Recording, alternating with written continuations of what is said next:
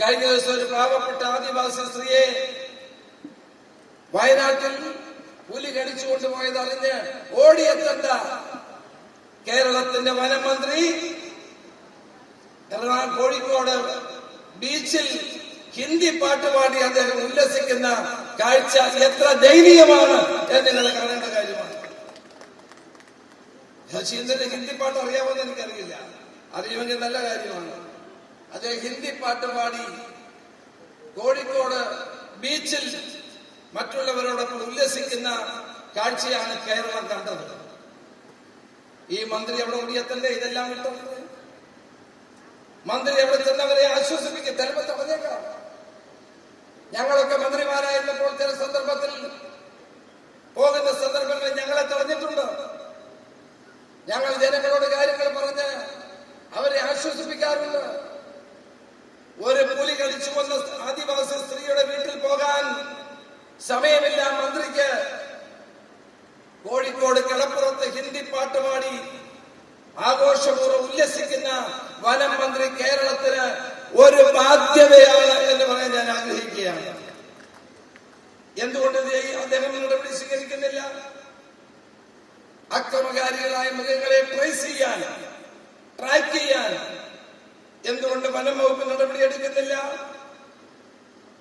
ചെയ്യേണ്ടത് വനം വകുപ്പ്, തദ്ദേശ സ്വയംഭരണ സ്ഥാപനങ്ങൾ, പോലീസ് എന്നിവ സംയുക്തമായി വേണം ഇത്തരം കാര്യങ്ങളിൽ കർമ്മ പദ്ധതി തയ്യാറാക്കുന്നത്.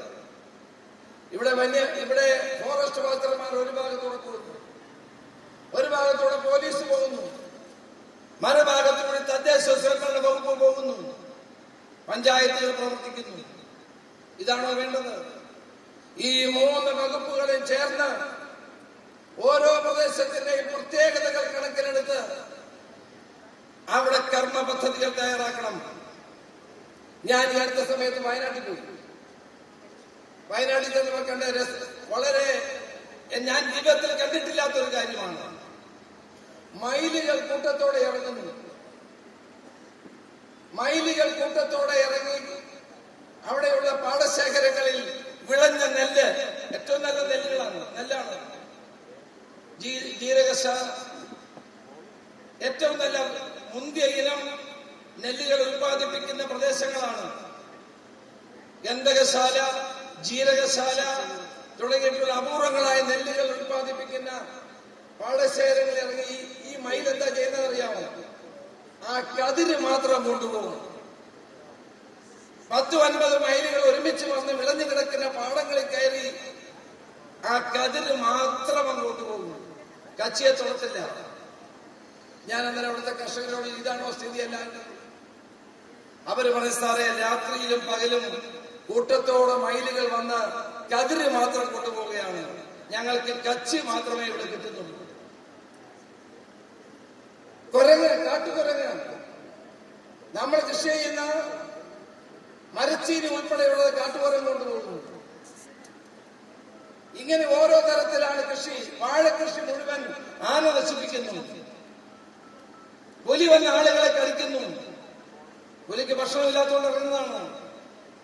എന്റെ ചോദ്യം, ഈ വന്യമൃഗങ്ങളെ കൃഷിക്കാരെ രക്ഷിക്കാനുള്ള ഒരു പദ്ധതി എന്തുകൊണ്ട് കേരള ഗവൺമെന്റ് തയ്യാറാക്കുന്നില്ല? തമിഴ്നാട് ഗവൺമെന്റ് സ്വീകരിക്കുന്ന, കർണാടക ഗവൺമെന്റ് സ്വീകരിക്കുന്ന, മധ്യപ്രദേശിലും ഹിമാചൽ പ്രദേശിലെയും ഗവൺമെന്റുകൾ സ്വീകരിക്കുന്ന മാതൃകകൾ പഠിച്ച് പ്രാദേശിക അടിസ്ഥാനത്തിൽ പോലീസും വനംവകുപ്പ് ഉദ്യോഗസ്ഥന്മാരും പഞ്ചായത്തുകളും ചേർന്ന് കർമ്മ പദ്ധതികൾ തയ്യാറാക്കി ജനങ്ങളെ ഇതിൽ നിന്ന് രക്ഷിക്കാനുള്ള നടപടി സ്വീകരിക്കണ്ടേ?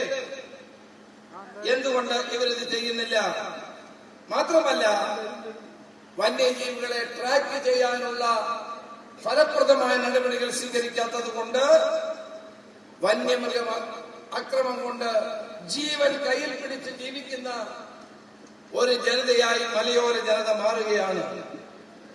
ഇന്ന് ഇതിൽ നിന്ന് ജനങ്ങളെ രക്ഷിക്കണം. ഞാൻ ദീർഘമായി പ്രസംഗിക്കുന്നത്, ഇതിൽ നിന്ന് ജനങ്ങളെ രക്ഷിക്കണം. എങ്ങനെ ജനങ്ങളെ രക്ഷിക്കാൻ കഴിയും? അതിനെപ്പറ്റി കേരള ഗവൺമെന്റ് എന്തുകൊണ്ട് ചിന്തിക്കുന്നില്ല? ഇവിടെ സീറോ ബഫർ സോണായി ആവശ്യം. കേരള ഗവൺമെന്റാണ്, പിണറായി ഗവൺമെന്റാണ് 0 to 1 എന്ന നിലയിൽ ബഫർ സോൺ തീരുമാനിച്ചത്. അതിന്റെ ആശയക്കുഴപ്പം ഇപ്പോഴും നിലനിൽക്കുകയാണ്. തമിഴ്നാട് ഗവൺമെന്റ് വനം എവിടെ വരെയുണ്ടോ അവിടെ വരെയാണ് ബഫർ സോൺ. കർണാടക ഗവൺമെന്റ് വനം എവിടെ വരെയാണോ അവിടെയാണ് ബഫർ സോൺ. കേരള ഗവൺമെന്റിനോട് ആര് പറഞ്ഞു 0 to 1 എന്ന നിലയിൽ ബഫർ സോൺ തീരുമാനിക്കാൻ ആര് പറഞ്ഞു? ഞങ്ങൾ അസംബ്ലിയിൽ പ്രശ്നമുണ്ടാക്കിയപ്പോഴാണ് അത് തിരുത്തി കേന്ദ്ര ഗവൺമെന്റ് അയച്ചിരിക്കുന്നത്. കേന്ദ്രം ഇതുവരെ തീരുമാനമെടുത്തിട്ടില്ല.